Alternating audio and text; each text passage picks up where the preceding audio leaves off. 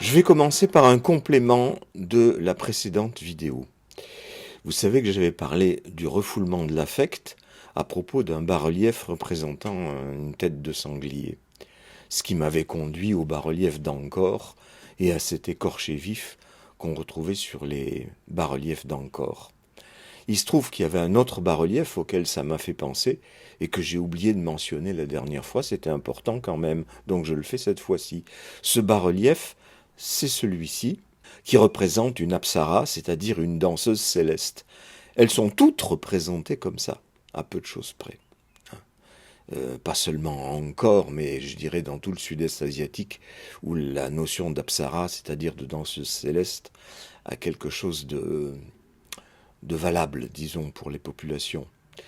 Eh bien, ce qui m'avait frappé, et là ça m'avait frappé d'emblée, euh, c'est de voir le talon de ces filles coincé au niveau de leur entrejambe, ce qui fait de leurs pieds un phallus. Et en Occident, les danseuses ne font pas ça. Et pourtant, le pied, la chaussure, on sait à quel point, pour énormément de gens, ça représente le phallus. Voir l'importance que les gens accordent à leurs chaussures, et quelquefois les collectionnant jusqu'à la déraison,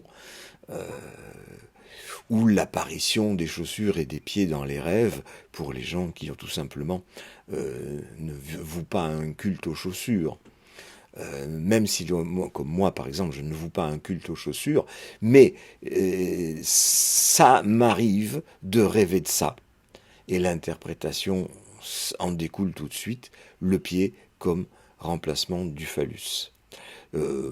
Pour certains, la chaussure fait le vagin parce que le pied rentre dans la chaussure, mais du coup, la chaussure peut être le vagin ou le phallus. Après, c'est comme on veut, sachant que le talon que se rajoutent les femmes, et pas les hommes, eh bien, c'est le phallus dont elles ressentent la nécessité. Mais tout le monde en ressent la nécessité. Enfin, tout le monde, pas moi.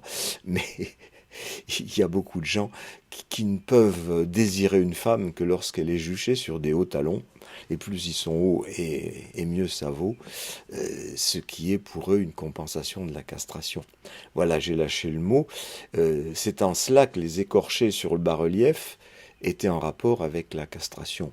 Voyez que du côté des danseuses, euh, c'est le contraire qui se passe. C'est pas la douleur infinie de l'écorché vif, c'est la douleur de la castration, mais comment dirais-je, déniée par le fait qu'il y a le pied à la place de là où il devrait y avoir le phallus, et de la beauté mise en valeur par la danse, la beauté qui vient en déni de la castration, et qui est nécessaire pour la plupart des gens pour désirer. Désirer quoi? Ben, une femme.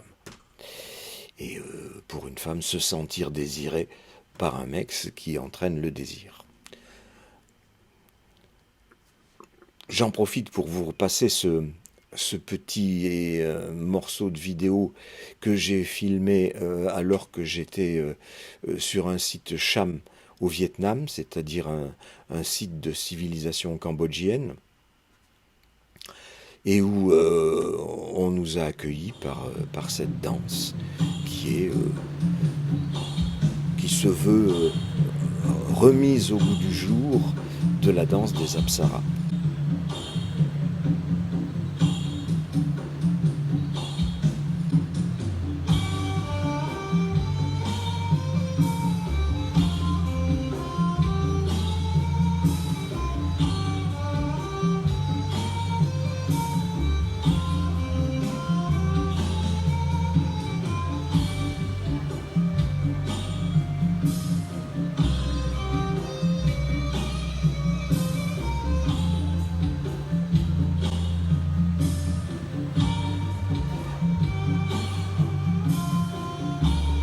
Vous y constatez qu'elles ne font pas l'exercice qui est indiqué sur les bas-reliefs et qui effectivement a l'air extrêmement difficile à réaliser. Je ne pense pas que les danseuses de l'époque le réalisaient elles-mêmes. Je pense que c'est une vue de l'esprit dont les sculpteurs n'avaient sans doute pas conscience, mais ils avaient conscience qu'il fallait représenter les danseuses comme ça.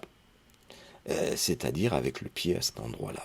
Le pied en remplacement du phallus. Voilà. Donc il y a deux façons. On retrouve les deux façons dont l'affect est refoulé, soit en le minimisant, c'est ma tête de sanglier que je considère avec presque indifférence, bien qu'il manque une corne, c'est les apsaras qui, au contraire, attirent mon regard, attirent mon attention, suscitent mon désir. Mais pourquoi? Parce que justement, la castration est écartée. Elle est écartée, elle est déniée par deux choses, la beauté d'une part, le pied d'autre part. Ce qui est dénié d'un côté est mis en lumière de l'autre avec l'écorché. On va continuer aujourd'hui de travailler les avatars de l'affect dans les rêves, c'est-à-dire dans les manifestations de l'inconscient. Et vous verrez que ça aboutit à un questionnement auquel moi-même je ne m'attendais pas. Mais on va y aller pas à pas. Bien, nous allons donc voir les avatars des affects dans le décours de plusieurs rêves, là, à commencer par celui-ci, que j'ai fait au moment où j'ai fait mon séjour de 15 jours à l'hôpital pour hémorragie interne. Le rêve est donc le suivant. Je vis avec un mec qui est taxi. C'est mon coloc. Et il ressemble à John Cleese. Vous savez, cet acteur anglais qui fait partie des Monty Python. Et voilà que je le trouve dans la cuisine, accroupi, et qui tient un tout petit couteau, avec lequel cependant il me menace, bien que moi je sois debout. Alors pour contrer la menace, j'avise un opinel sur la table, qui est déjà un couteau un peu plus conséquent, et je m'en empare. Et là, tout d'un coup, je me vois en train de le tenir devant moi, debout, coincé dans mon coude fermé, vous voyez, il a la tête là, et je l'étrangle à demi comme ça, et cette fois, avec un sabre, je lui ouvre le ventre de façon horizontale. Il se trouve que à ce moment-là, je me rends compte que tout ça s'est passé non pas dans la cuisine, mais dans la voiture, et que le sang a coulé partout dans la voiture, sans s'écouler à l'extérieur, ce qui fait que je me trouve littéralement comme dans une baignoire de sang. J'ai un peu de mal à m'extraire de la voiture, et pourtant, cette même voiture s'avance toute seule, elle n'est plus du tout une baignoire de sang, vers le bord du précipice, une falaise. Pourtant, il y a un grillage sur ce bord du précipice. Et il y a même une bordure de trottoir, ce qui va effectivement arrêter la voiture. Et de l'autre côté de cette barrière, j'y suis, et il n'y a plus de précipice du coup. Et je suis en train de dissimuler le cadavre du monsieur qui ressemblait à John Cleese, que j'ai sacrifié tout à l'heure. Je suis en train de dissimuler ce cadavre dans des pots de fleurs. À ce moment-là, ça change à nouveau. J'ai recueilli une petite fille, je l'amène en voiture quelque part, et soudain, à un carrefour, elle tombe de la voiture. Alors, le temps de garer ma voiture de l'autre côté du carrefour, j'appelle un de mes amis que je vois de l'autre côté en lui disant de récupérer ma fille. Je dis ma fille, dans le rêve, c'est une fille, c'est tout. Mais c'est évident que c'est la mienne. Et il n'y arrive pas, et je cherche partout, je ne retrouve pas la petite fille en question, et j'en suis désespéré. Voilà, fin du rêve. Il est clair que ce colocataire qui est taxi, c'est un avatar de moi-même. Il est taxi, pourquoi?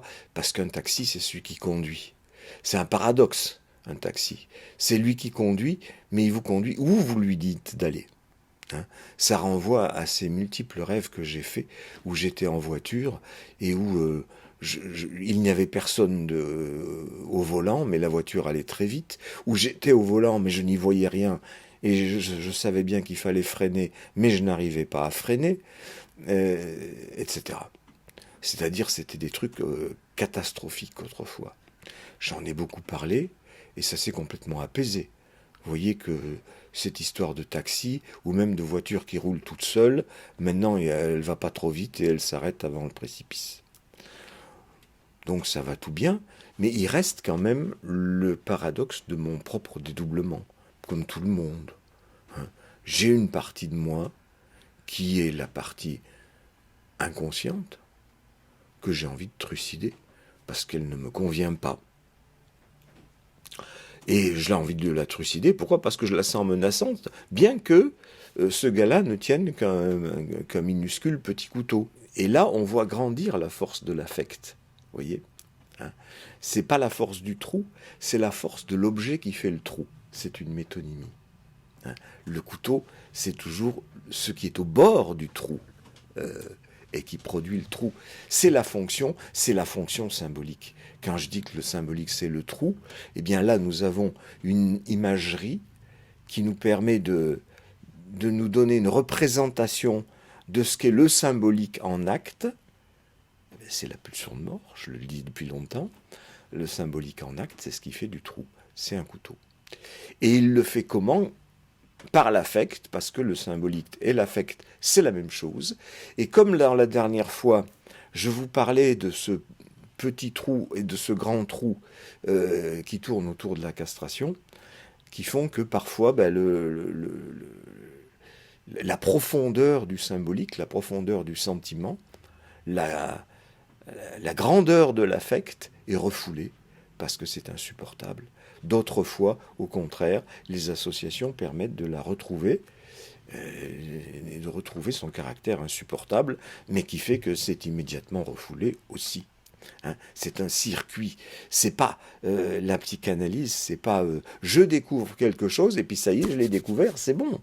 Non, ça repart tout de suite dans le refoulement et il faut aller l'y rechercher. Simplement, ça devient moins dramatique. Vous voyez à quel point mon rêve ici est dramatique, un petit peu comme ma corde de sanglier disparue dans la vidéo précédente.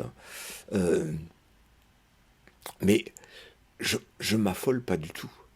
Je suis désespéré à la fin du rêve par cette petite fille perdue. On va y revenir. Mais là, ce meurtre, je le produis à la limite sans affect. Ouais, il faut que je trucide ce mec, et non seulement avec, c'est pas un canif, c'est pas un opinel, ça grandit, ça devient un sabre. Et ça passe de là, là, là. Ça sort de l'écran, tellement c'est grand, un sabre. Et je le coupe de façon horizontale, ce qui fait apparaître un trou noir, vaguement ovale, qui fait tout à fait penser à un sexe féminin.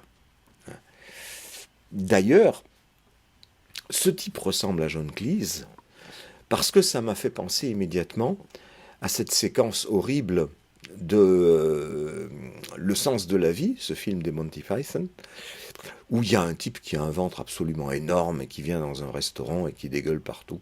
C'est absolument horrible. C'est très difficile à supporter comme séquence. Mais ce type, c'est son ventre énorme qui m'a retenu.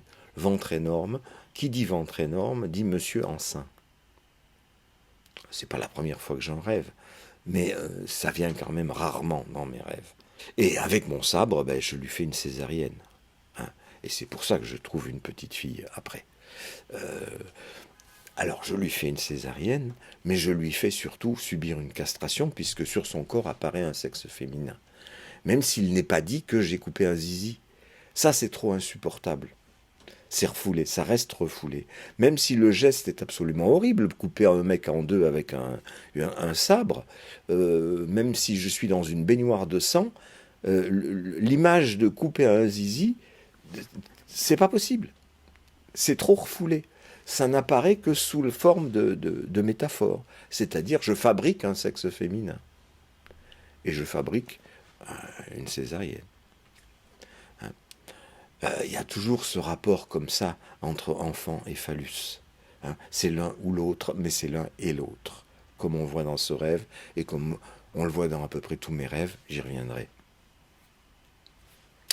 Mais pour l'instant, je dis, j'en reste fixé sur ma question de l'affect, et donc on voit l'affect grandir avec la taille des lames de couteau. Et après, avec la baignoire de sang, évidemment. C'est une façon de dire que je baigne dans ce trou que je viens de fabriquer moi-même, je baigne dans l'utérus maternel. C'est-à-dire que, en opérant cette césarienne, en fait, c'est moi-même que je mets au monde. Hein. C'est une castration, c'est la mise au monde de ma fille, et c'est moi-même que je mets au monde. Je dis que j'ai des difficultés à m'extraire de la voiture qui est pleine de sang, exactement comme un bébé a du mal à s'extraire de l'utérus maternel au moment de la naissance. Hein. On l'avait déjà vu dans le rêve de la vague, on le revoit ici. À chaque fois, je crois que c'est la naissance du sujet qui est en question. C'est pas forcément la naissance de mon corps, mais qui prend imagerie dans ce qu'il a dans son stock mémoriel, c'est-à-dire ma venue au monde. Et ma venue au monde, je la continue chaque nuit, puisque chaque nuit, je me roule en boule dans mon lit en position fétale, comme on dit. Je régresse à cet endroit-là et à ce moment-là, et je me remets au monde. Hein. Je me refais des forces en dormant, et pour repartir le lendemain dans un réveil qui est un nouvel accouchement. Hein. Et en même temps, j'élabore ça toute la nuit. Je le travaille toute la nuit. Je travaille notamment avec la force de l'affect. Donc là, on la voit grandir au maximum. Bien que dans mon rêve, je ne ressente pas cet affect, j'ai les représentations de l'affect qui sont de taille de plus en plus conséquente. Ce qui fait qu'en fait, c'est comme si dans mon rêve, je me donnais les indices, sachant que je vais interpréter au réveil les indices pour interpréter l'affect. Alors, j'ai dit que c'était le bord du trou, les lames, en même temps, c'est le phallus. Puisque vous vous rappelez mon rêve où je me disputais avec mon ami et où je mesurais les tréteaux en tubulure, c'était une façon de mesurer qui est la plus grande quéquette. Eh bien, ici, je me mesure avec ce monsieur, John Cleese, pour savoir qui a le plus grand couteau. C'est exactement la même chose. Hein. Le phallus, c'est aussi l'arme de la castration. Il n'y a pas de castration sans phallus, et il n'y a pas de phallus sans castration. Là, cette image-là condense les deux. Et l'image du masculin et du féminin sont également condensées, au sens de cet énorme monsieur dans le film avec John Cleese, cet énorme monsieur qui ne peut que faire penser à un monsieur enceint. Bon, en plus il dégueule, et on sait que les femmes enceintes, ça leur arrive. Alors, comme affect, je ressens aussi un certain sentiment de culpabilité. Je viens d'assassiner quelqu'un quand même, au point que j'ai envie de dissimuler le cadavre. Autrement dit, ce que je représente là, c'est le refoulement. Le refoulement à la fois de la représentation et de l'affect. Hein. J'enterre ce cadavre dans des pots de fleurs, qui sont d'ailleurs pas du tout à la taille requise. Hein. C'est comme si je l'avais découpé en petits morceaux, et qu'un petit morceau dans chaque pot de fleurs, ça ne m'émeut pas plus que ça. Hein. C'est-à-dire, je ne me sens pas coupable, mais je sens qu'il est nécessaire que je dissimule le cadavre. Autrement dit, je mets en scène la fabrique du refoulement. Mais en même temps, je révèle quelque chose, puisque je suis en train d'enterrer un cadavre. Et à la fois, c'est enterrer un cadavre, c'est-à-dire ce cadavre, c'est mon autre moi-même, c'est-à-dire c'est l'inconscient, c'est le phallus que je viens de découper, c'est l'enfant qui vient de naître, mais c'est aussi une métaphore de l'acte sexuel. Un pot, ça représente volontiers un vagin. Et si j'y range ce que je viens de découper, c'est-à-dire le phallus, c'est une façon de pratiquer l'acte sexuel. Le pratiquer avec qui ? Eh bien, la personne qui est interdite, rappelez-vous la voiture qui avance vers le grillage et la falaise, c'est-à-dire le danger de mort. Le grillage, c'est l'interdit, et le danger de mort, ça serait la sanction du franchissement de cet interdit. Mais la voiture ne franchit pas l'interdit pour la bonne raison que je suis déjà de l'autre côté. C'est-à-dire que le désir d'inceste, il est déjà là. Je n'ai pas pu l'éviter. J'ai fait avec, en essayant de dissimuler, évidemment. À commencer le dissimuler à moi-même, voire même à assassiner le type qui a ce désir-là. C'est ce que je suis en train de faire. Et on en arrive au moment où j'éprouve le plus grand sentiment dans mon rêve, parce que tout le reste s'est passé très tranquillement. Je suppose que j'ai suffisamment composé avec à la fois mes pulsions incestueuses et meurtrières et le refoulement pour faire que je vis quand même relativement bien avec. C'est pas du tout un cauchemar, c'est un rêve. Il y a des gens qui m'ont dit sur Facebook, quand j'ai raconté ce rêve, qui m'ont dit « Oh là là, mais c'est terrible, je vous souhaite de faire de meilleurs rêves. » À quoi j'ai répondu « Mais c'est un excellent rêve, ça me dérange pas du tout, moi. J'ai l'habitude, je sais que c'est dans ma tête, et que c'est dans la tête, je suppose, de tout le monde, parce que je l'ai quand même trouvé dans la tête de pas mal d'analysants aussi.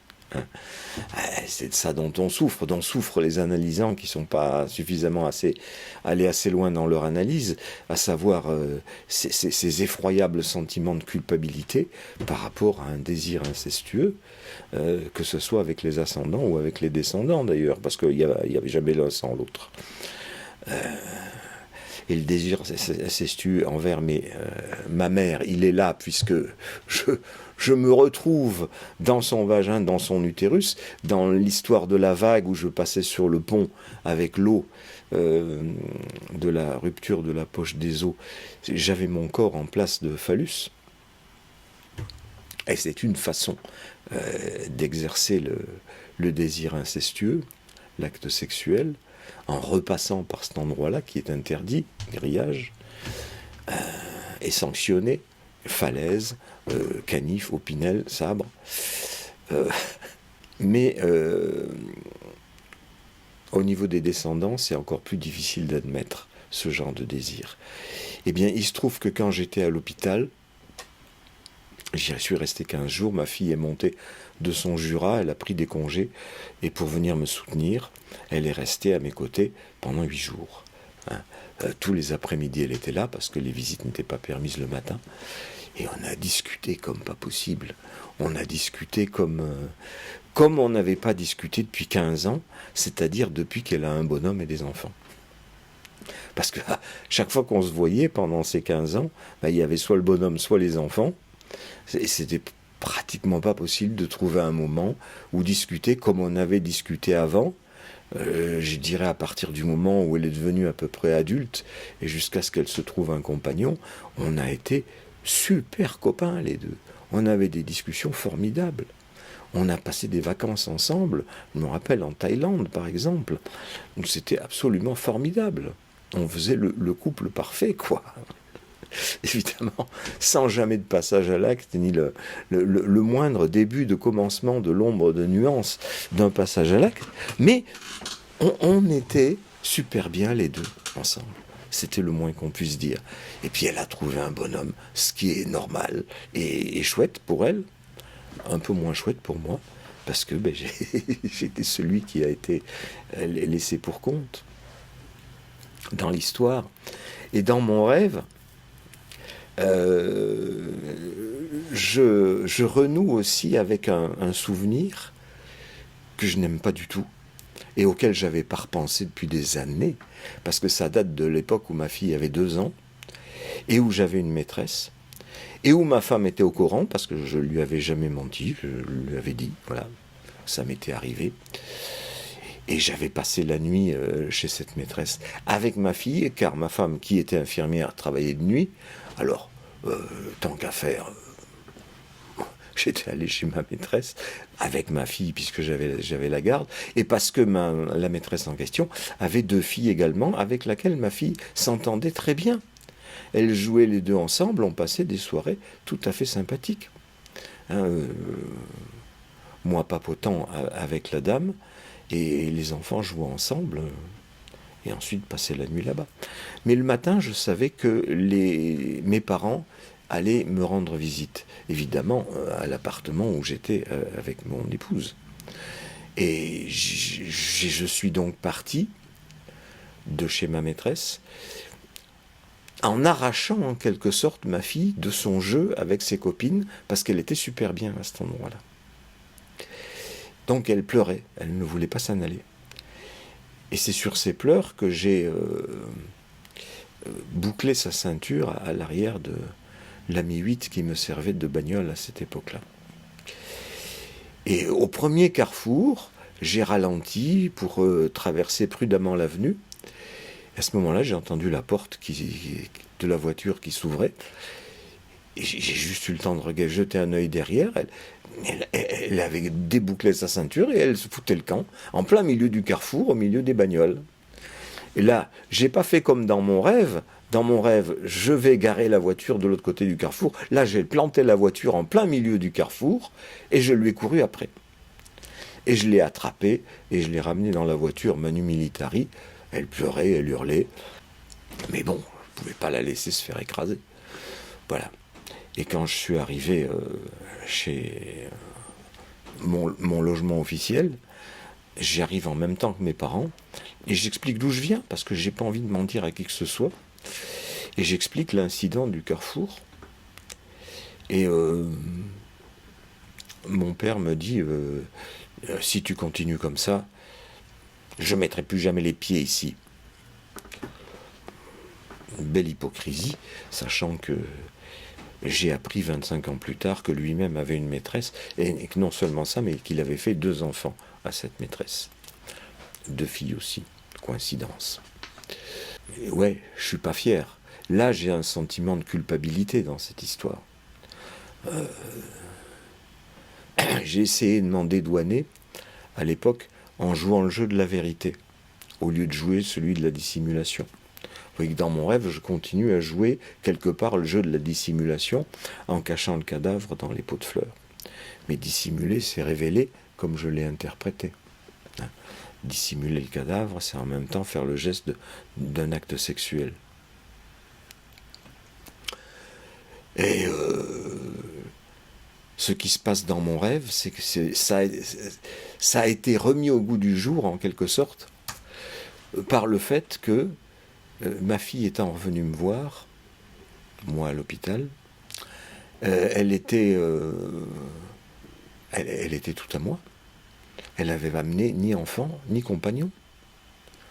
J'étais aux anges de pouvoir discuter avec elle à nouveau comme on faisait autrefois, il y a plus de 15 ans.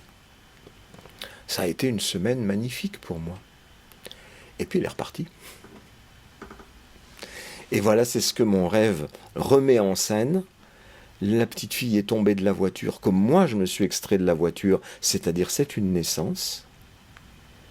Et une naissance, c'est une séparation.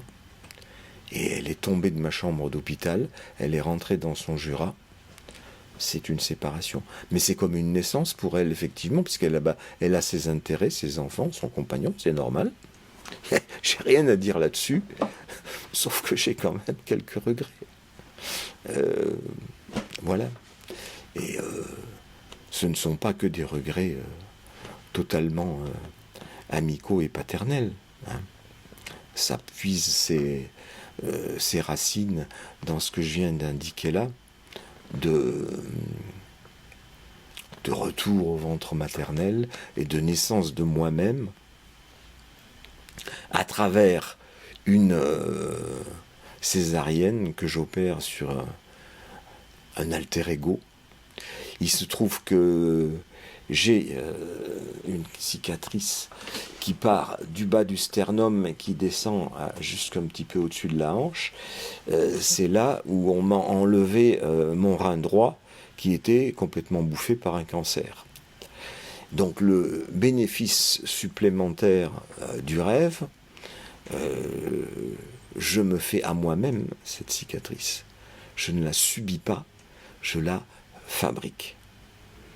Ben, c'est un petit peu ce que je fais dans tout le rêve, et pratiquement dans tous les rêves. Je me fabrique, je me mets au monde, et je me fabrique en inversant toutes les circonstances dans lesquelles j'ai subi quelque chose, notamment quelque chose de désagréable, où je me le fais subir à moi-même.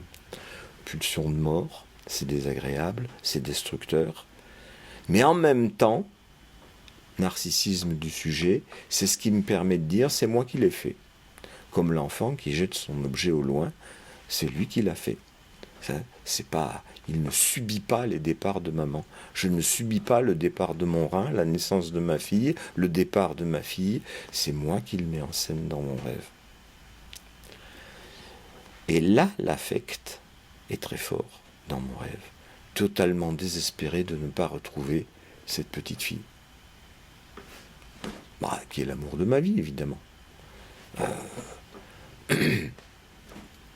Et qui me renvoie à l'époque où elle était née et où je la fais renaître, en quelque sorte, au milieu de ce carrefour. C'est un paradoxe, parce qu'à la fois, je la fais naître comme existante, comme objet d'amour, et en même temps, cette séparation indique que cet objet est là pour l'amour de quelqu'un d'autre, pas le mien.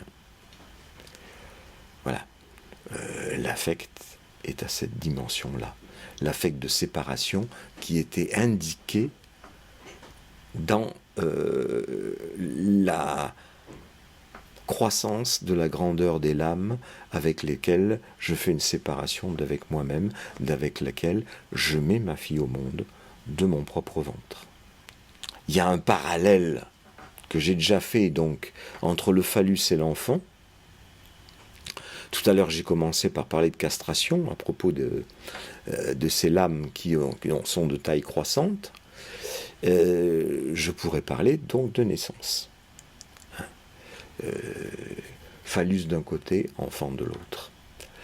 Il est assez souvent dit dans le milieu psychanalytique que la formule phallus égale enfant, ça vaut phallus côté homme, enfant côté femme. On voit ici que phallus et enfant, ça vaut pour moi, qui suis un homme. Et j'ai assez entendu de rêves de femmes pour savoir que phallus égale enfant, ça marche aussi pour les femmes, mais il y a aussi du phallus. Et chez moi, il y a aussi de l'enfant. Alors, d'une manière générale, encore une fois, c'est difficile de faire des généralités, mais d'une manière générale, le désir d'enfant est conscient chez une femme, mais inconscient chez un homme. Ce qui fait que c'est pas les hommes qui, en général, ont envie d'un enfant. Ça peut arriver, bien sûr, mais c'est plutôt les femmes qui ont ce désir-là, et les mecs suivent, quoi. Alors qu'il y a un désir d'enfant extrêmement refoulé quelque part, qui est le désir de se mettre au monde soi-même comme enfant, aussi. Mais c'est ce qu'on fait tous quand on fabrique des enfants. On essaie de se fabriquer un alter ego qui va mieux fonctionner, qui va s'en sortir mieux dans la vie, qui aura tout ce qu'on n'a pas eu. C'est une façon de se remettre au monde. On voudrait bien que les enfants soient eux-mêmes. En même temps, on aimerait bien qu'ils soient nos alter ego, quoi. Dans le meilleur des cas, on arrive à supporter qu'ils soient leur propre figure et leur propre destin, plutôt que celui que nous aurions aimé pour eux. Et donc l'envie du phallus, elle est très inconsciente chez les femmes, alors que l'envie d'enfant est relativement consciente. Même si l'envie d'enfant chez une femme peut être aussi inconsciente, notamment chez une femme jeune. Une femme jeune se dit consciemment, je vais faire des enfants plus tard. Ça n'empêche que son désir d'enfant est déjà là la plupart du temps, mais inconscient. Ce qui fait qu'il lui arrive de tomber enceinte parce qu'elle ne fait pas gaffe, ou elle n'aura rien dit au monsieur qui ne fait pas gaffe. Et c'est ce qui fait qu'il y a des enfants qui arrivent par accident, comme on dit. Et chez les mecs, c'est l'inverse. Le désir d'enfant est très très inconscient. Mais le désir de phallus, par contre, c'est-à-dire se prouver qu'on a un phallus, alors ça se manifeste consciemment par le désir d'une femme. Tous les mecs ont besoin d'une femme. Ça, J'en sais quelque chose, j'en suis passé par là. Ça m'a un peu passé avec l'âge, mais ça a été comme ça toute ma vie, et je vois bien que pour la plupart des mecs, c'est comme ça. Se prouver qu'on a un phallus en ayant une femme. Donc les affects vont avec, évidemment. Hein. Sachant que le versant amour de l'affect, c'est plutôt là aussi celui qui est chez une femme, tandis que le versant plaisir sexuel est plutôt versant masculin. Donc avec toutes les nuances et tous les mélanges que vous voulez selon les personnes. Donc l'affect tourne autour de ces deux représentations de ce qui nous complémente, le phallus et l'enfant. Et l'affect lui-même, il prend des couleurs différentes, amour-haine, fusion-séparation. Fusion-séparation, on vient de le voir dans mon rêve, elle est dans ma voiture, je suis dans ma voiture, elle est dans ma voiture, j'en sors, elle en sort. Ça, c'est fusion, mais en même temps, c'est séparation parce que j'en sors, elle en sort. Et la sortie, c'est le trou, c'est l'affect. C'est la séparation. C'est pourquoi il est difficile que la couleur de l'affect soit toujours l'amour. C'est aussi la haine. Ça a forcément ce versant-là. Aussi. Bien entendu, profondément refoulé. Comme tant de choses. Alors, la mutation de l'affect, on ne le voit pas seulement à l'augmentation de la taille des lames, on le voit à la diminution de la taille des trous. Vous vous rappelez la voiture qui avance vers la falaise. La falaise, c'est un trou absolument immense. L'affect autour de quoi tout cela tourne est un affect immense, à la taille du vagin que s'inscrit dans le ventre du monsieur qui est mon alter ego. Mais là, c'est encore plus grand, totalement vertigineux, une falaise. Mais l'instant d'après, il n'y a plus de falaise, il n'y a plus que le trou des peaux dans lequel je mets quelque chose. Vous voyez, la réduction du trou a opéré de manière à ce que je le supporte.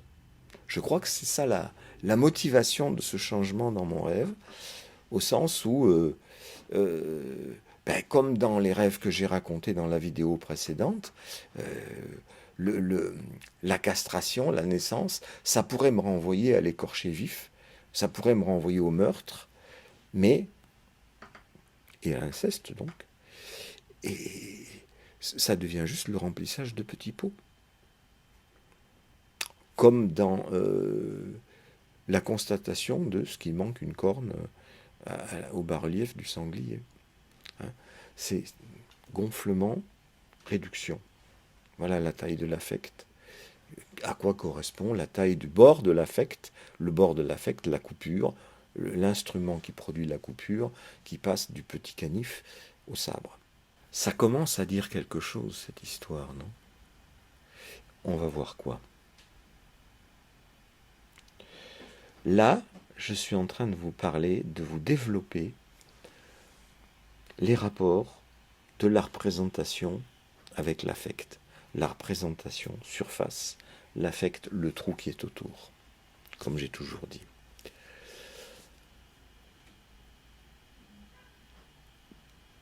La représentation, phallus, enfant. Tiens, ça me fait penser que j'avais pas développé ça dans le rêve de la vidéo précédente, où quand la vague m'a déposé sur la colline et que je rencontre le Chinois entouré d'enfants, qu'est-ce que c'est que ces enfants? Je n'ai pas dit un mot, mais le rêve que je viens de développer aujourd'hui me permet de l'interpréter. C'est-à-dire que c'est mon désir d'enfant, de plein d'enfants. Consciemment, mais non, mais pas du tout. J'en veux pas, moi. C'est quoi cette affaire? Mais c'est les enfants du coiffeur. Le coiffeur qui coupe plein de tifs, c'est-à-dire il coupe plein de phallus, mais c'est dissimulé sur le fait que c'est un coiffeur et pas un tortionnaire. Et on pourrait dire que chacun des tifs qui coupent est devenu un enfant. Chacun des phallus coupés est devenu un enfant. Il y a toujours cette balance au niveau de la représentation entre le phallus et l'enfant.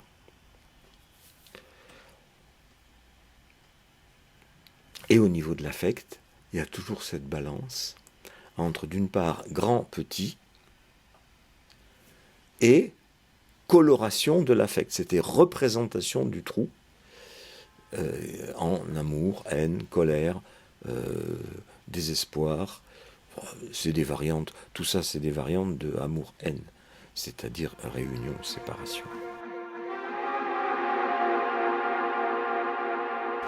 Voilà un autre rêve où je dois partir en Chine et je cherche désespérément mes valises dans l'appartement, ma valise.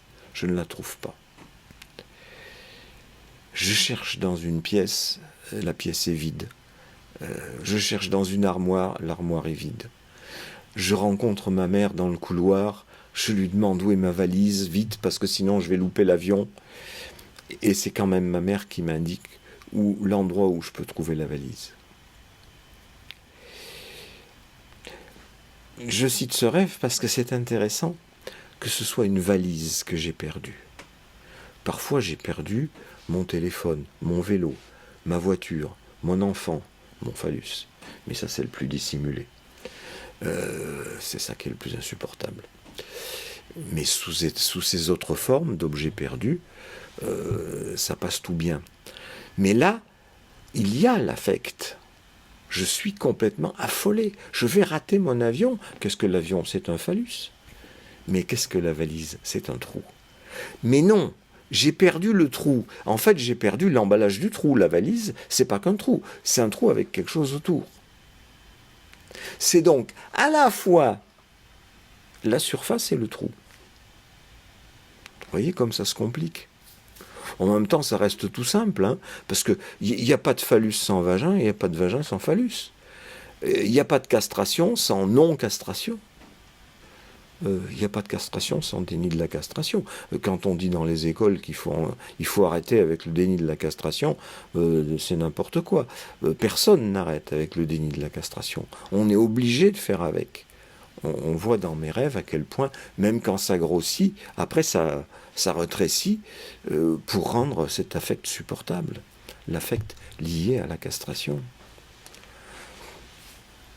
La castration est en elle-même liée au désir d'inceste, qui est insupportable.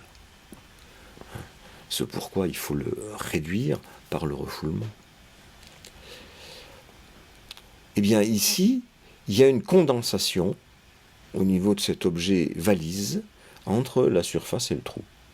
Je le cherche comme si c'était une surface, comme si c'était un phallus que j'avais perdu, et en même temps, ce phallus que j'ai perdu contient le trou.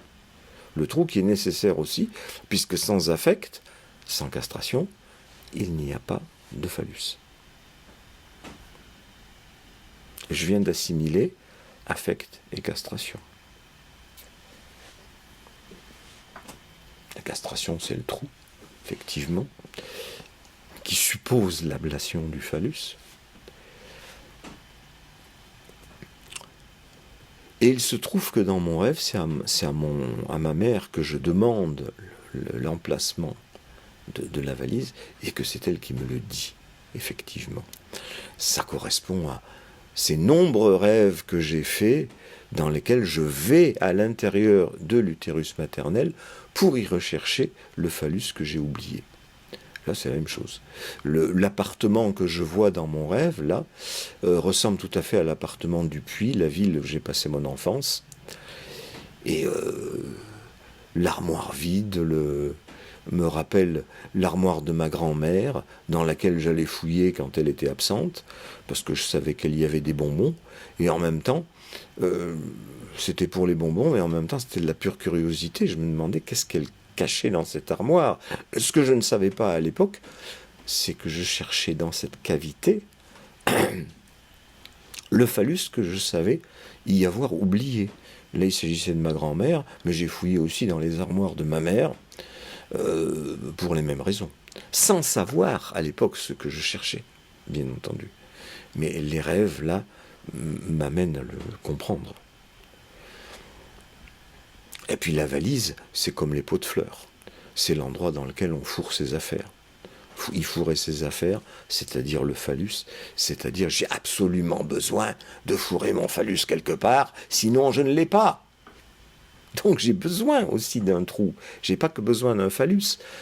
De même qu'une femme n'a pas que besoin d'un enfant, elle a besoin d'un phallus pour faire l'enfant. Et le fait de se sentir belle et désirable, c'est une façon pour elle aussi de se récupérer un phallus, parce qu'elle sait que de cette façon-là, elle fait se dresser un phallus de l'autre côté. C'est une manière de s'en récupérer un. Il devient à moi. Hein. Je l'ai gagné quelque part par mon entreprise de séduction. Bon, là, je fais des suppositions parce que je ne suis pas une femme, hein, mais j'en ai assez entendu quand même pour savoir que c'est un petit peu comme ça que ça se passe. Mais encore une fois, chacun son histoire. Et c'est pour ça que je préfère parler de la mienne, pour éviter de faire trop de suppositions sur ce qui se passe dans la tête des autres. Donc quand je me laisse aller à faire des suppositions sur ce qui se passe dans la tête des autres, notamment des femmes, je vous en demande pardon, c'est un glissement.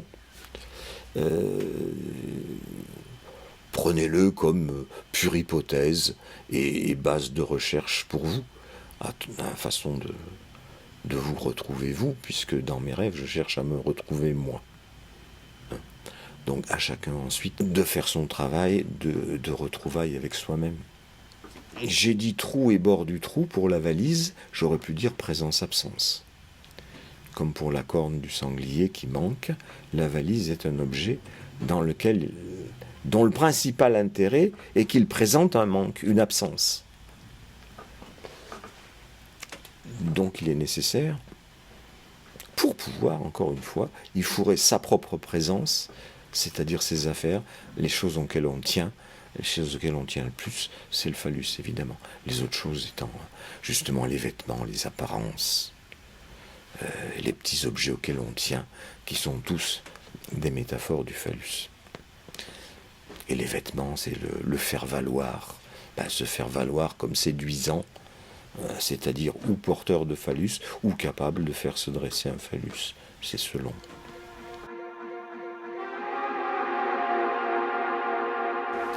Je vais maintenant aborder un rêve qui va me permettre de parler de la mutation des sentiments.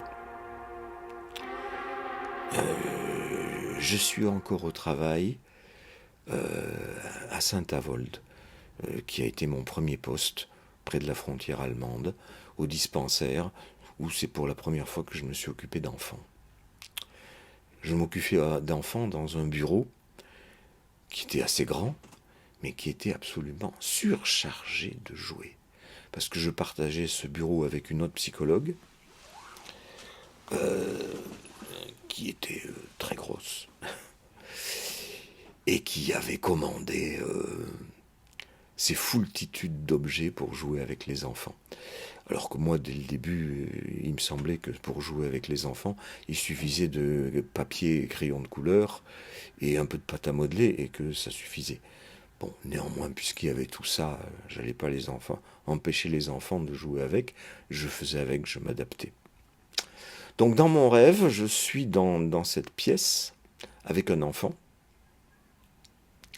Et la pièce est encore plus encombrée que dans la réalité, puisqu'il y a des rayons dans la pièce, comme des rayons dans un supermarché, qui croulent sous les jouets. Et l'enfant court au milieu des couloirs entre ces rayons. Voilà.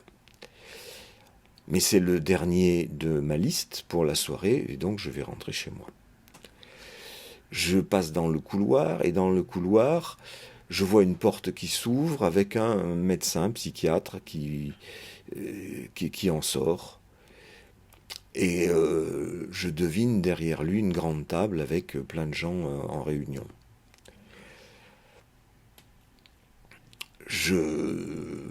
Il me semble reconnaître ce psychiatre.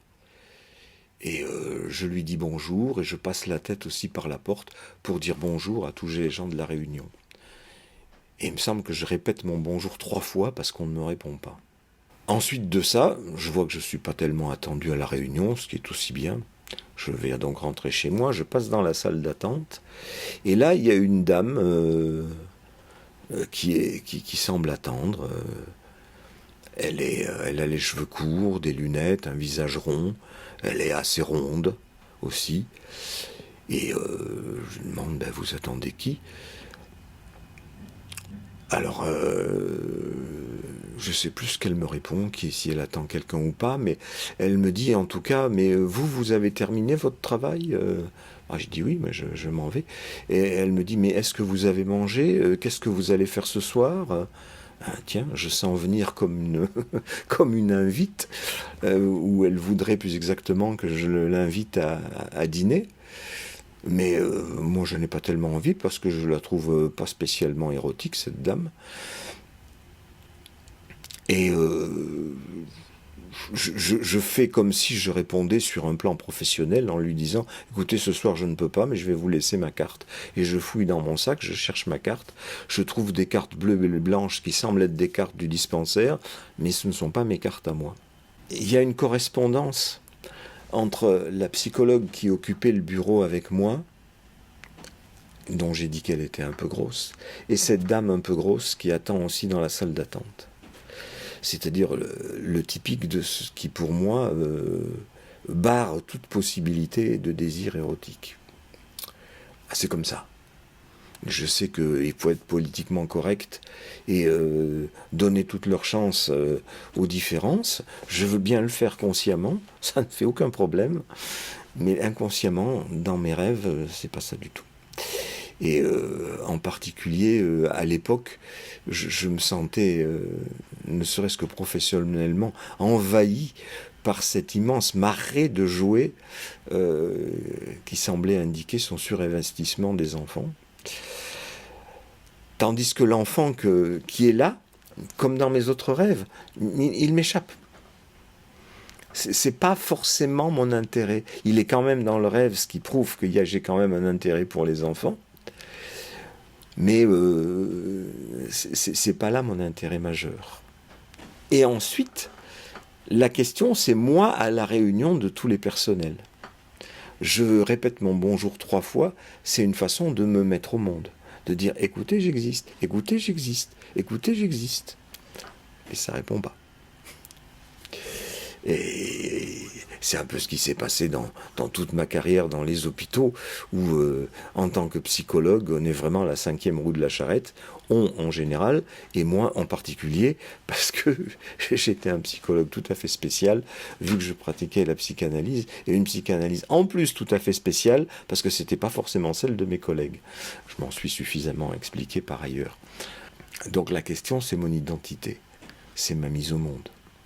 J'aurais aimé me faire reconnaître des soignants. Je dois dire que de toute ma carrière, j'ai pas pu, visiblement. Je travaillais d'une façon trop différente pour être reconnu de la part des soignants. J'ai été viré suffisamment de fois. Je vous en refais pas le récit cette fois-ci, c'est dans d'autres vidéos. Mais j'aurais bien aimé quand même être reconnu. Et à ce moment-là, je trouve cette femme qui me reconnaît, puisqu'elle semble manifester un désir à mon égard. Manque de peau, c'est pas le genre de femme que je pourrais désirer. Pourquoi je mets ça en scène dans mon rêve? Pourquoi je mets pas en scène, puisque j'ai tous les droits et je fais tout ce que je veux dans un rêve? Après tout, c'est moi le metteur en scène. Pourquoi je mets pas en scène une formidable fille dans les canons qui sont les miens? Eh bien parce que dans un autre dispensaire, à la Souterraine, cette fois, dans la Creuse, j'ai eu une chef de service qui correspondait à la description de la femme de mon rêve. Et celle-là, c'est une dame avec laquelle j'ai pratiquement jamais pu prendre contact, vu qu'elle me parlait pratiquement jamais. Elle essayait de faire son travail dans son coin, elle en faisait pas beaucoup, parce que à peine les gens l'avaient vue, ils foutaient le camp, tandis que moi j'avais un agenda rempli comme ça. Et que ça n'a pas dû lui plaire de constater cette différence. Et que ce qui lui plaisait encore moins, c'est que c'est l'endroit où j'ai fait parler un certain nombre d'enfants qui ne parlaient pas et marcher une petite fille qui ne marchait pas. Et que pendant ce temps-là, elle n'arrivait à rien. Résultat, je me suis fait virer. J'y en veux à cette dame, au point que je l'avais appelée petit cochon, en rapport avec son visage rond, son petit nez retroussé, ses lunettes et son embonpoint. C'est pas très gentil de ma part, hein, mais je voudrais pas dire, c'est pas très gentil non plus de m'avoir viré alors que j'obtenais des résultats. Donc c'est un peu logique que mon affect soit là aussi maus, dans le sens de la haine. Pourquoi mon rêve le transforme-t-il en désir de sa part? C'est mon rêve, c'est moi qui lui attribue, donc c'est comme si c'était mon désir, le désir qu'elle me désire. Alors, la séquence précédente avec le psychiatre et le personnel soignant indique peut-être que c'est tout simplement le désir. J'aurais eu le désir d'être reconnu comme soignant de sa part. Sauf que mon rêve met en scène le désir d'être reconnu comme homme. Et c'est pas du tout ce que j'aurais aimé à son égard. Alors pourquoi ?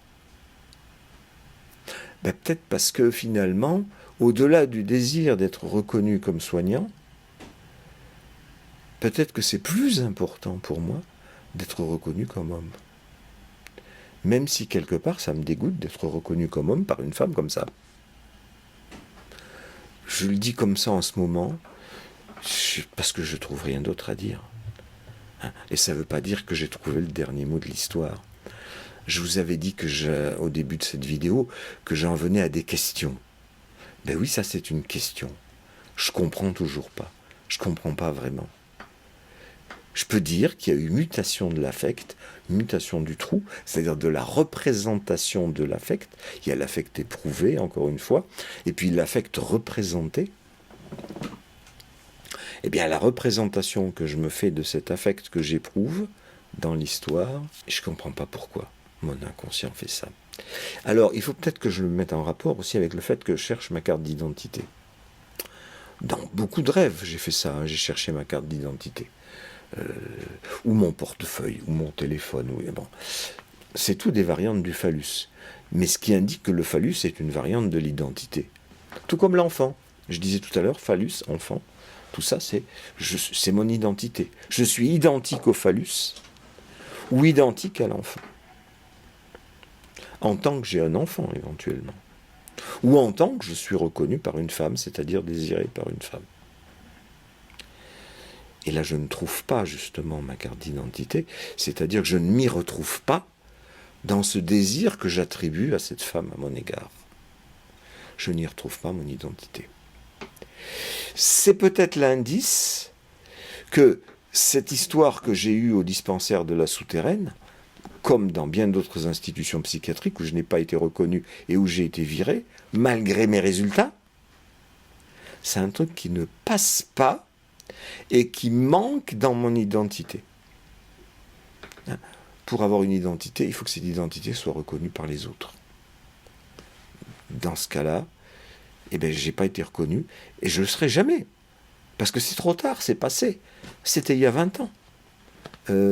Ça ne reviendra pas en arrière. Donc là, ma carte d'identité, elle est perdue chez perdu. Il y a la carte d'identité du dispensaire dans mon sac. D'ailleurs, c'est le dispensaire qui m'a écrasé. Il a pris ma place. Il a pris mon identité.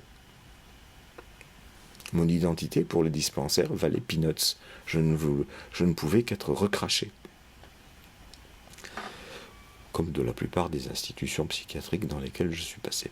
On voit venir se dégager peu à peu la question du travail de l'affect comme faisant un trou autour de quoi le sujet que je suis. Attention, il y a le moi que je suis, puis il y a le sujet. Et comme j'ai indiqué à plusieurs reprises, le moi est d'autant moins le sujet que les intérêts du sujet vont à l'encontre des intérêts du moi. C'est peut-être quelque chose de ça aussi qui est mis en scène dans ce rêve. L'intérêt du sujet, dans ce rêve, ça serait d'avoir mis en scène quelque chose d'une reconnaissance qui n'a pas eu lieu dans la réalité. Tout comme j'ai subi l'opération qui m'a coupé en deux et qui m'a enlevé mon rein bouffé par un cancer, je reproduis cette affaire en coupant en deux un type avec un sabre. J'ai le bénéfice de faire l'action dans mon rêve. Je me définis, je me mets au monde. Ici, je me définis, je me mets au monde en attribuant à cette dame un désir inverse à celui qui a été le sien dans la réalité, mais en même temps ça échoue parce que je ne trouve pas ma carte d'identité. Autrement dit, la réalité continue à empêcher le fantasme et le symbolique de faire son travail de mise en scène, d'une mise au monde de moi sujet qui me conviendrait. La façon que j'ai de le dire par ailleurs, c'est que ces histoires-là qui me sont arrivées à ce moment-là, j'ai toujours pas réussi à les avaler. Et je crois que j'y arriverai jamais. Autre rêve qui va permettre d'affiner cette question, c'est un rêve où j'ai organisé une des soirées que j'intitule « Parler de soi ». J'en ai parlé ici et là, référez-vous aux vidéos où j'en ai parlé. C'est des soirées où je voudrais faire en sorte que les gens arrivent à parler d'eux plutôt que de bavarder de choses sans importance, qui font pas beaucoup avancer le schmilblick et qui sont pas très intéressantes. Ben moi, ça m'intéresse pas. C'est pour ça que j'ai inventé ces soirées qui s'intitulent « Parler de soi ». Eh bien, dans mon rêve, cette soirée connaît un succès beaucoup plus important que prévu, puisque plein de gens arrivent, plein de gens ne cessent d'arriver.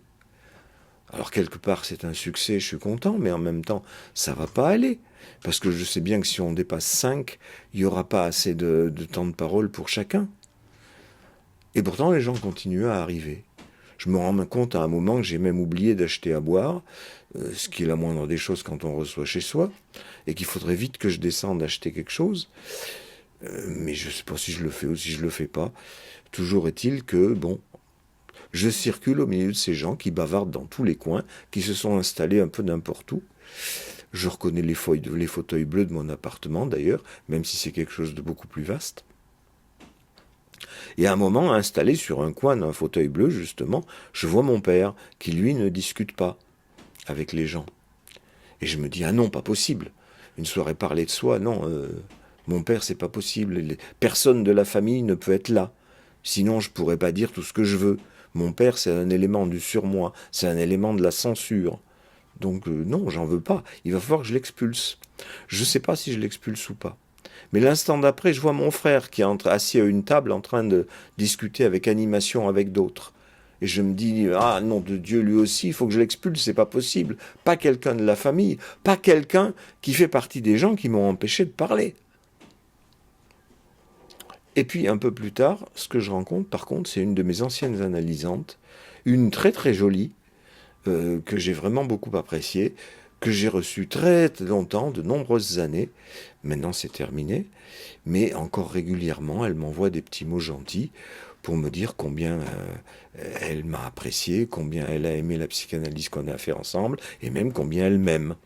Au point que récemment, j'ai dû lui envoyer un petit message en lui disant que c'était bien gentil tout ce qu'elle me disait, mais que non, je ne pouvais pas aller aussi loin dans l'affirmation d'un amour quelconque.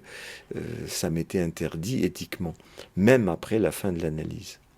En effet, dans un de ses messages, elle m'invitait à prendre un café.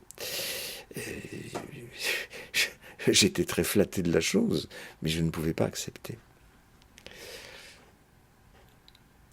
C'est curieux, vous voyez.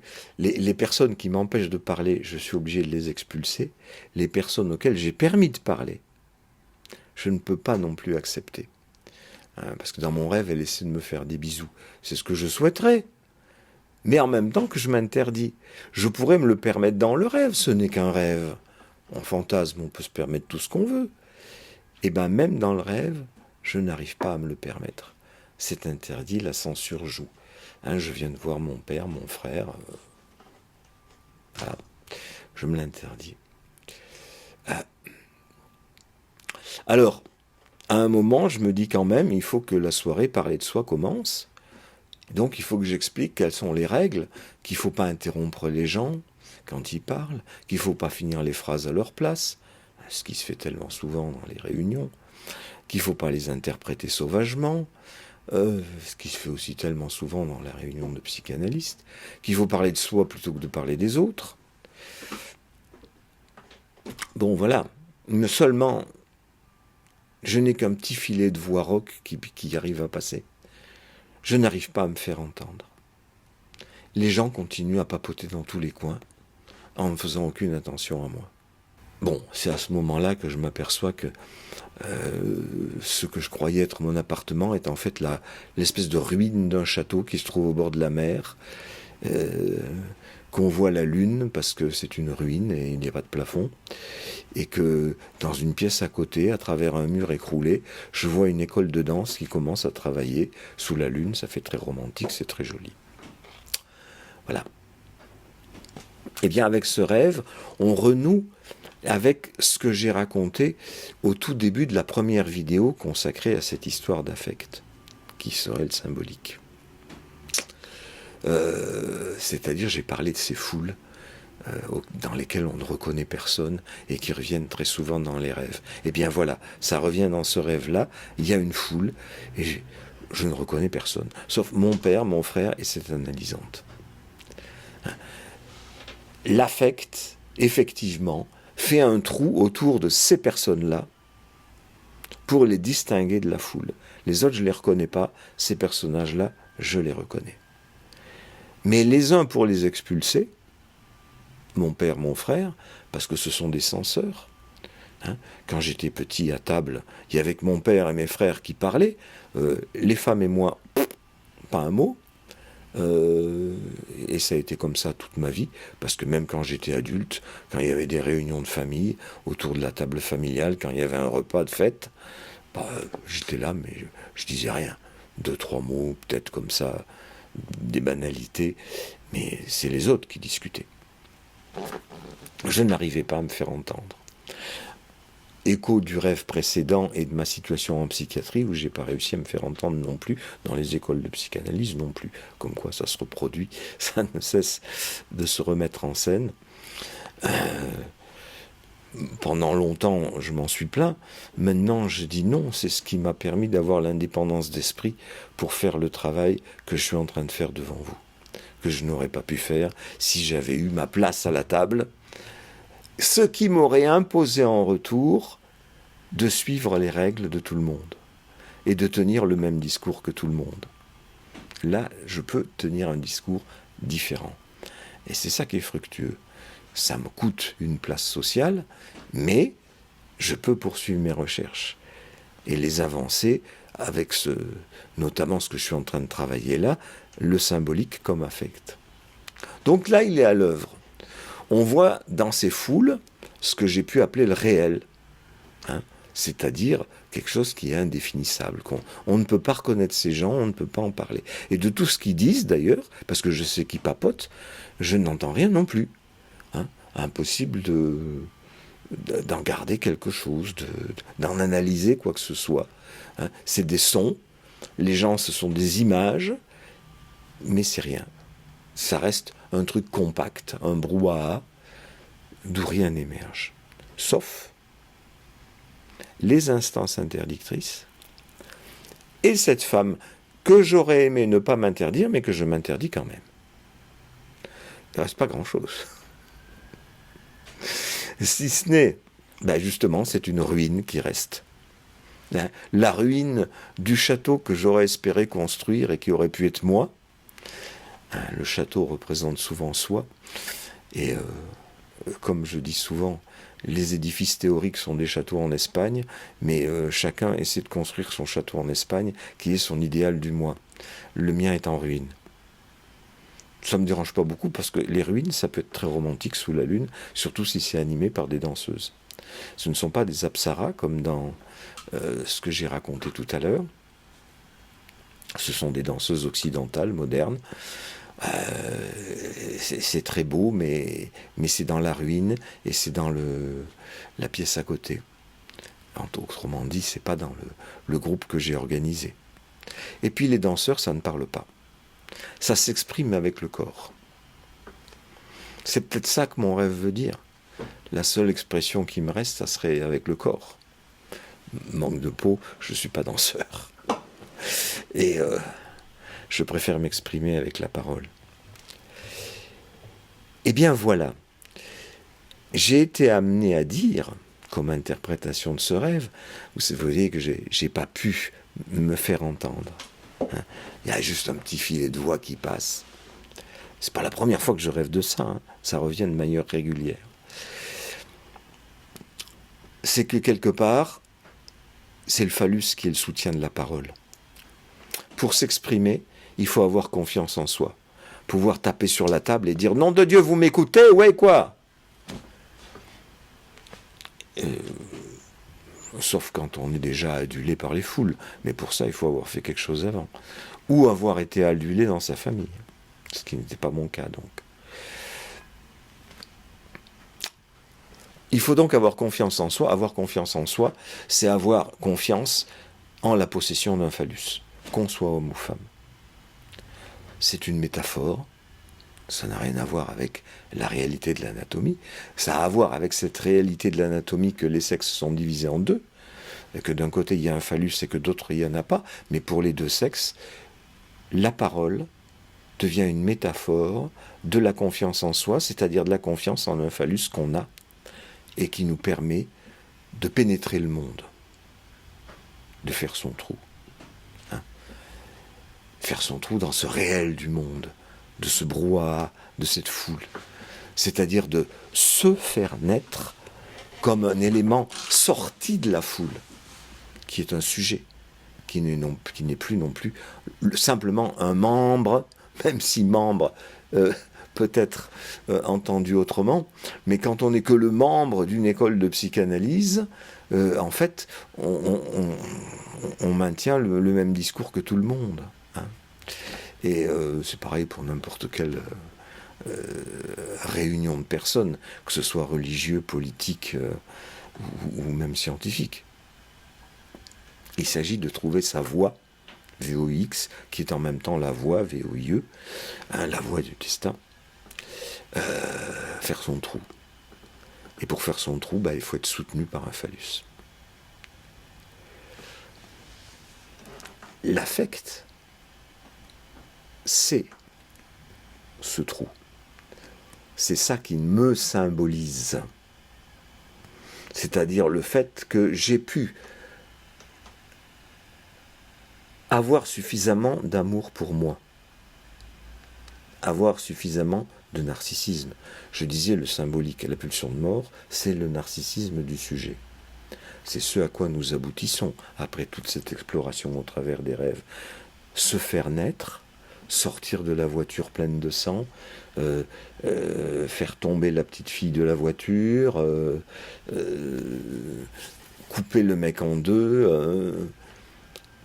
Tout cela, c'est des façons de chercher sa carte d'identité. Et là, il se trouve que je ne la trouve pas. C'est parce qu'il reste encore du travail à faire. Faire son trou, c'est avoir suffisamment, réussir à fabriquer suffisamment d'amour de soi-même, c'est-à-dire de confiance en soi, c'est-à-dire de confiance en un phallus qu'on possède. Alors, j'avais un système, une représentation théorique qui me convenait bien et que j'ai développé dans un nombre incalculable de vidéos et dans mes bouquins. C'est celle de la parole qui fait un tour et qui se recoupe.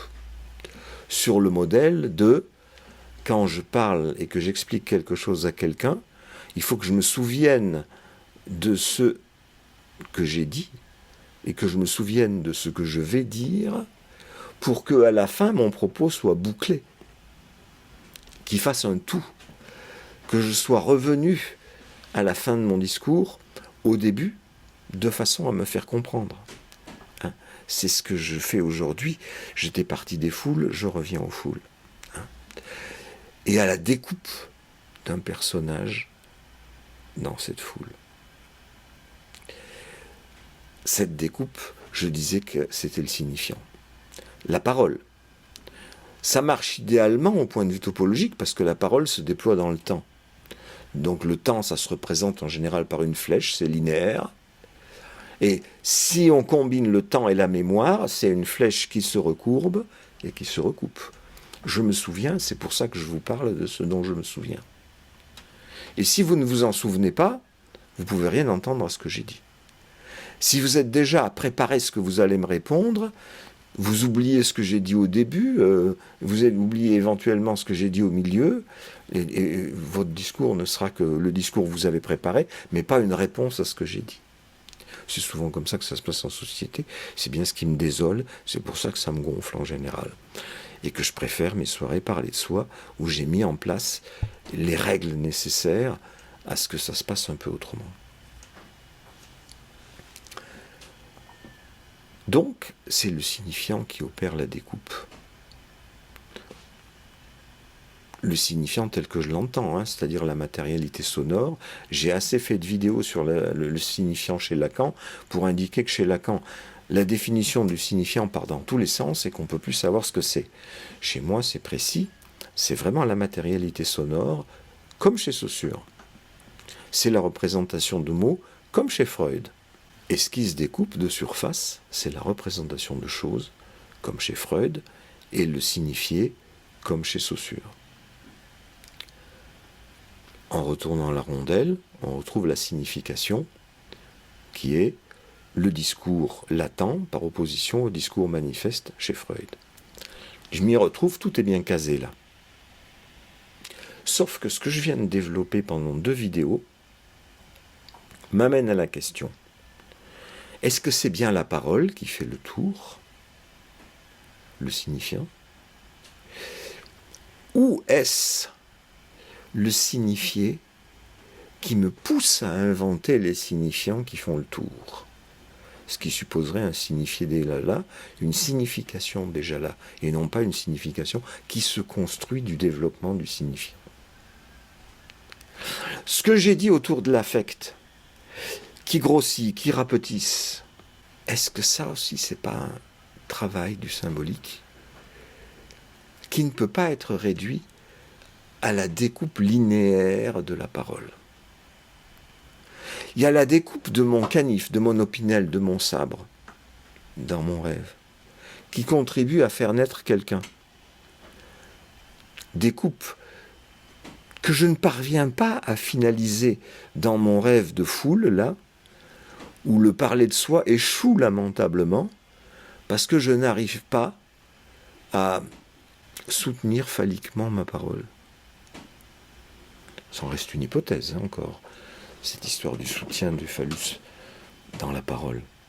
Est-ce que c'est pas l'affect comme tel, c'est-à-dire le trou comme tel, qui produit une signification comme telle, qui se recouvre d'un signifié du fait du refoulement? Voyez que j'ai mis le signifié et la signification en très pâle. C'est-à-dire que c'est quelque chose qui est venu comme une représentation de choses, comme dirait Freud, mais le refoulement est là pratiquement immédiatement. C'est-à-dire, il y a quelque chose, mais on ne sait pas ce que c'est. Par contre, ce qu'on sait, c'est que quand c'est la chose rouge, c'est entouré d'un affect énorme, ça peut se transformer en chose verte, dont on ne sait toujours pas trop ce que c'est, mais avec un affect supportable. À moins que, c'est un autre processus, l'affect se détache complètement de toute représentation, c'est ce qui donne de l'angoisse. L'angoisse, c'est ce qu'on éprouve en ne sachant absolument pas de quoi il s'agit. J'éprouve une angoisse, point barre. Je ne sais même pas s'il y a une menace, qu'est-ce qui me menace, qu'est-ce qui me fait peur. Par contre, l'énorme affect peut s'attacher à une autre représentation et ça devient une phobie. J'ai peur du loup, j'ai peur des aiguilles, j'ai peur de traverser la rue, j'ai peur de... voilà, plein d'autres choses qui ne sont pas la castration, parce que la signification rouge au départ, c'est vraisemblablement ça, c'est la castration, liée toujours à l'inceste, c'est-à-dire à la culpabilité, c'est la sanction de l'inceste. C'est encodé, ça devient un signifié, par exemple dans un rêve, qui est acceptable. Alors tout est possible, hein. Un signifié avec un affect acceptable, voire sans affect du tout, sachant que le gros affect, il se balade ailleurs sur d'autres représentations. Et c'est seulement à ce moment-là que le signifiant vient entourer la signification, le signifié d'abord, c'est-à-dire le discours manifeste du rêve, et ensuite le discours latent, puisque c'est l'interprétation, effectivement à travers la parole, qui va permettre d'interpréter non seulement la représentation, mais encore l'affect, dans sa quantité. Parce que, encore une fois, si on ne l'interprète que dans une quantité relativement acceptable, on est encore passé à côté du fondement de cette histoire-là, qui était la castration, et l'affect qui va avec, qui est quelque chose d'énorme. Et ça, il faut pouvoir le dire. Alors, comme vous voyez, le signifiant, là, n'est pas à l'origine du processus. L'inconscient n'est pas structuré comme un langage.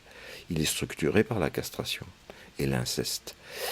Et les signifiants ne viennent qu'après pour fabriquer mon discours sur le rêve. Parce que la première chose qui vient, c'est d'abord le rêve, c'est-à-dire des images vertes, supportables, ou des images rouges, éventuellement insupportables. C'est un cauchemar. Et ensuite, le signifiant vient interpréter tout ça pour repérer qu'il s'agit de la castration et de l'angoisse liée à la castration. Donc le tableau se produirait à l'envers, au niveau chronologique, de tout ce que j'avais décrit jusqu'à présent. Et imaginez-vous un petit peu les choses. Effectivement, un enfant ne découvre pas la castration à travers le signifiant. On n'en parle pas de la castration dans les familles, et encore moins de l'inceste. Ce sont des sujets absolument tabous, y compris dans les familles les plus modernes. On va éventuellement faire une éducation de l'enfant, une éducation sexuelle, mais on ne lui parlera pas d'inceste, sûrement pas, mais on va lui parler de la différence des sexes d'une manière complètement désaffectée. C'est pour ça que ça ne marche pas. C'est-à-dire, on va donner des significations vertes, là, des signifiés plus exactement verts, c'est-à-dire dépouillés de tout affect, où on fera tout d'ailleurs pour aplanir les choses, pour faire en sorte que ça ne soit pas traumatisant, mais ça n'atteindra pas effectivement l'affect qui est enregistré comme tel et qui est là bien avant le signifiant, peut-être même avant que l'enfant ne parle, je n'en sais rien. C'est donc à l'opposé de la théorie lacanienne qui dit que, au fond, la castration, c'est la perte de la chose.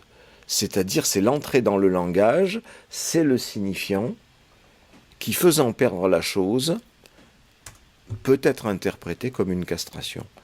D'où l'idée de Lacan que l'angoisse, c'est l'angoisse de la chose, du réel. Tout ce que je découvre à travers mes rêves, encore une fois, c'est pas pour prendre le contre-pied de Lacan. C'est juste que, à force d'assimiler les informations que m'amènent mes rêves, j'en viens à cette formulation qui va à l'envers du propos de Lacan. Le signifiant ne vient que parce qu'on a appris à parler, qu'ensuite on a appris qu'on pouvait parler de ses rêves, et ensuite on a appris qu'on pouvait l'interpréter, ses rêves, grâce à la parole. Mais ce n'est pas la parole qui est le moteur de tout ça. Le moteur de tout ça, c'est la famille. C'est la différence des sexes, l'inceste et la castration.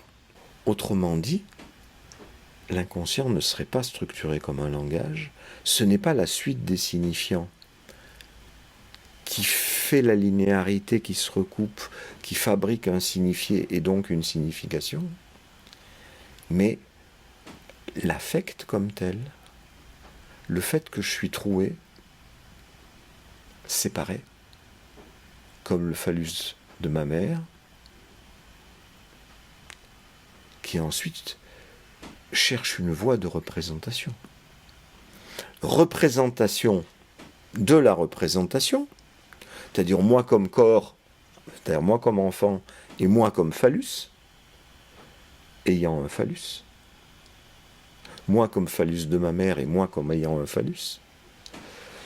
Ou cherchant un phallus, puisque je cherche un phallus aussi bien qu'une femme, et je cherche un enfant aussi bien qu'une femme, cet enfant est en moi, ce phallus est en moi. Est-ce que le trou n'est pas déjà là tout constitué, le trou comme affect, et ça serait en tombant dans le trou, parce que j'ai un éprouvé qui me troue, que je cherche une représentation de cet affect, qui m'amène à trouver des représentations de la représentation, et ainsi de suite. Ce qui m'amène à parler. Ce qui parfois échoue, comme dans ce rêve où je n'arrive pas à prendre la parole, pas plus que je ne suis arrivé à prendre la parole en société, en psychiatrie, comme dans les sociétés de psychanalyse. Même si j'y ai fait des centaines de conférences, qui étaient de moins en moins entendues au fur et à mesure que je développais mes propres idées. Eh bien, je ne sais pas. J'indique simplement, au travers de tout ce travail d'analyse des rêves, les questions auxquelles ça m'amène. Vous voyez que c'est des remises en question assez radicales. Parce qu'on dit toujours, la psychanalyse, oui, c'est parler, parce que parler, ça soulage. Je continue à le penser, hein.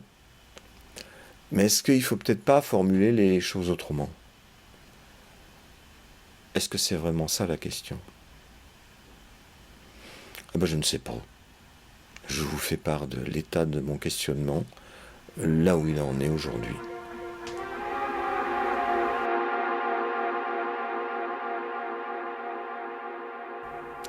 L'autre interrogation, à laquelle je ne m'attendais pas, est la suivante. J'avais produit une vidéo, il y a pas mal de temps, dans laquelle je parlais de la représentation de la machine à représenter. Le symbolique apparaissait dans mes rêves, souvent, comme une machine ou une usine. Ça représente. Ça fabrique des objets. Hein, c'est ça une usine ou une machine. Et je m'étais dit que c'était comme ça que ça apparaissait dans les rêves. Mais ce que je remarque dans tous les rêves que je viens de vous raconter, c'est que je produis des représentations. C'est moi qui manie le couteau, l'opinel, le sabre. C'est moi qui fais tomber la petite fille de la voiture. C'est moi qui fais naître la vague, qui me met dedans et qui me met au monde à la sortie de la vague. C'est moi qui cherche la valise, qui est elle-même une représentation de la présence-absence. Ici, le symbolique, c'est devenu moi-même. Moi-même, sans que je le sache, puisque c'est le sujet de l'inconscient qui fabrique toutes ces représentations. Mais est-ce un produit de l'analyse ? C'est-à-dire le fait que je sois capable de me reconnaître moi-même dans l'usage que je fais du symbolique, donc je suis le symbolique, donc l'affect, et que, autrefois, j'avais besoin que ce soit ça, comme disait Freud, la machine, une mécanique, une usine. C'est passé de ça à je. Oui, j'accepte volontiers de l'entendre comme une évolution, un résultat, je dirais, une avancée dans la psychanalyse. Ça se trouve réintégré dans je. Et je pense que c'est une bonne nouvelle.